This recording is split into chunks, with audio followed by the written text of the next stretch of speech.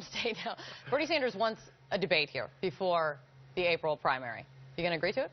I think, you know, what was notable this weekend wasn't so much that, but in my mind was the Washington Post story with his own campaign talking about how they're poll testing more negative attacks on Hillary Clinton.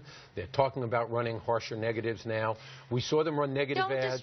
Don't distract here, Joel. I think the real question is not whether we're going to debate. Why wouldn't you debate? Because I think the real question is what kind of campaign is Senator Sanders going to run going forward?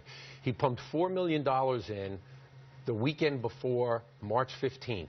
And he lost all 5 states on March 15th. They spent about $4 million running negative ads. That doesn't have anything to do with the debate, though. Why not debate? This is a man who said he'd never run a negative ad, ever. He's now running them. They're now planning to run more. Let's see the tone of the campaign he wants to run before we get to any other questions. You guys, back in January, when there was this whole back and forth about debates, the Clinton campaign was open to more debates after that Flint debate was agreed to. Why not debate in New York? Because we agreed to debates up to a certain point. We're now out campaigning in these states. What's the risk? There's no risk. She's done very well in the debates. The debates have been very good. But Senator Sanders doesn't get to decide when we debate, particularly when he's running a very negative campaign against us. Let's see if he goes back to the kind of tone he's going to set early on.